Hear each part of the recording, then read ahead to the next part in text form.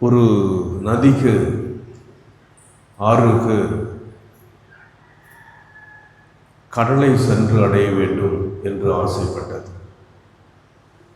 ஆனால் அது அந்த கடலை சென்று அடைய வேண்டும் என்றால் ஒரு பயங்கரமான பாலைவனத்தை கடந்து செல்ல வேண்டும்.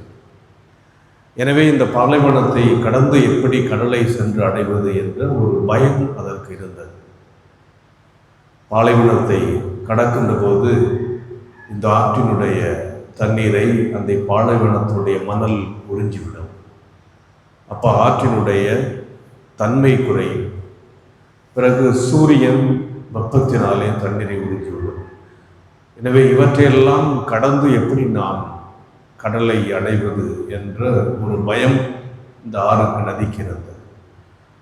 அப்போது திடீரென்று ஒரு குரல் கேட்டது, அவ்வாறு நடக்காதே, பாலைவனத்தை நம்பு, ட்ரஸ்ட் த டெசர்ட், பாலைவனத்தை நம்பு என்ற ஒரு குரல் சொன்னது.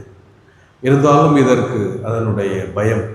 காரணம் என்னவென்றால், இது பாலைவனத்திலே செல்லுகின்ற போது அந்த பாலைவனத்தினுடைய வெப்பமும் மணலும் காற்றும் சூறை காற்றும் இதை இன்னும் அதிகமாக உறிஞ்சுகிற போது இதனுடைய தன்மை இருக்காது. என்னுடைய ஐடென்டிட்டி, நான் யார் என்பதே மாறி போயிருப்பேன். நான் எப்படி கடந்து போகிறது என்ற தயக்கமும் பயமும் இந்த ஆறுக்கு நதிக்கு இருந்தது. அப்போ அந்த குரல் மீண்டும் சொன்னது, நீ ஏற்கனவே இருந்ததை போல இருக்க மாட்டாய் அப்படி என்று அந்த குரல் சொன்னது. எனவே பயங்கரமான ஒரு நம்பிக்கையில் இந்த ஆறு ஆனது பாலைவனத்தை கடக்க ஆரம்பித்த கொஞ்ச நேரத்தில் பாலைவனத்தினுடைய அந்த மணல் ஆற தண்ணியை உறிஞ்ச ஆரம்பிக்கிறது. கொஞ்சம் கொஞ்சமாக அதனுடைய வேகம் குறைய ஆரம்பிக்கிறது. இதற்குள்ளே அந்த பாலைவனத்தினுடைய அந்த வெப்பமும் சூரியனும் தண்ணீரை உறிஞ்ச ஆரம்பிக்கின்றன. கொஞ்ச நேரத்தில் காற்று வந்து இந்த தண்ணீரை உறிஞ்ச ஆரம்பிக்கிறது. காற்று மேகமாக மேலே செல்கிறது. சென்ற கொஞ்சம் நேரம்தான் அந்த மேகத்திலிருந்து பயங்கரமான மழை தண்ணீர் வர ஆரம்பிக்கிறது. மழை தண்ணீர் வந்தவுடன் குளிர்மை இந்த ஆற்றுக்கு ரொம்ப மகிழ்ச்சி. பாலைவனத்தில் அந்த பகுதியில் பயங்கரமான மழை பெய்ய ஆரம்பிக்கிறது. மழை பெய்ய ஆரம்பித்தவுடன் ஆற்று நீர், மலை, வெள்ளம், ஆறு கடலை சென்று அடைகிறது. இப்போது அது புது உத்வேகத்தோடு புதிய ஒரு எழுச்சியோடு தான் ஏற்கனவே வந்த அந்த வேகத்தை விட இப்போ ஆற்றினுடைய வேகம் வெள்ளமாக பாலைவனத்தில் மாறிவிடுகிறது. இதுதான் இன்றைய நற்செய்தி நமக்கு தருகின்ற செய்தி. இந்த செல்வந்தன் நான் நிலைவாழ்வை அடைய வேண்டும் என்று ஆசைப்படுகிறான். கடவுளை, ஆண்டவர் இயேசுவை பார்த்து, அவன் நன்மையை பற்றி என்னை ஏன் கேட்கிறீர்? இயேசுவை பார்த்து அவன் கேட்கிறான், நான் என்ன நன்மை செய்ய வேண்டும்? அப்போ அவன் ஏற்கனவே செஞ்சதை எல்லாம் ஆண்டவர்கிட்ட சொல்லுகிறான். இவை அனைத்தையும் கடைப்பிடிக்கிறேன். அப்போ கட்டளைகள்லாம் நான் கடைப்பிடிக்கிறேன், கோயிலுக்கு போகிறேன், சாமி கும்பிட்றேன், நல்ல காரியங்கள் செய்கிறேன், இது எல்லாம் நான் செய்கிறேன்.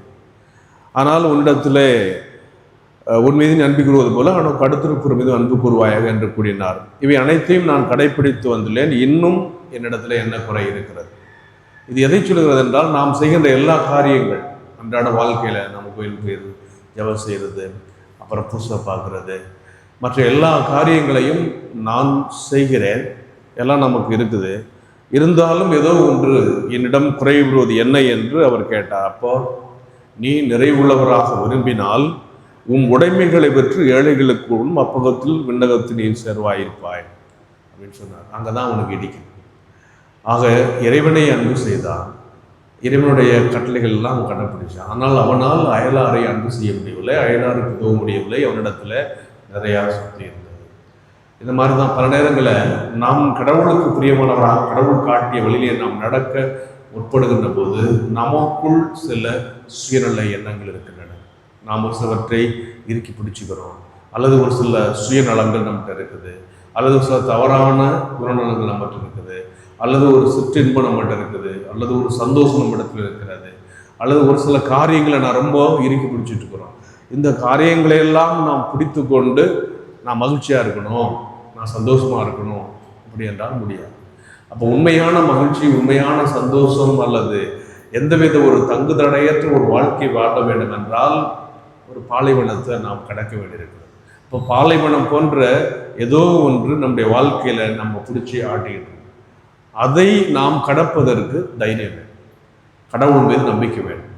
எப்படி அந்த ஆறு ஆனது பாலைவனத்தின் மீது நம்பிக்கை வைத்ததோ, அந்த ரிஸ்க் எடுத்ததோ, அதே போல் நம்முடைய வாழ்க்கையில் நாம் தைரியமாக எந்தவித ஒரு தயக்கமின்றி நம்மை பிடித்து கொண்டிருக்கின்ற, அல்லது நாம் எதை ரொம்ப விரும்புகிறோமோ, அல்லது நாம் எது மீது அதிகமாக ஆசை வச்சிருக்கிறோமோ, அல்லது நாம் எதை அதிகமாக விரும்பி வாழ்கின்றோமோ அதை நாம் உடைச்சிட்டு கடந்து வருகின்ற போது நம்மால் கடவுளை பற்றி கொள்ள முடியும்.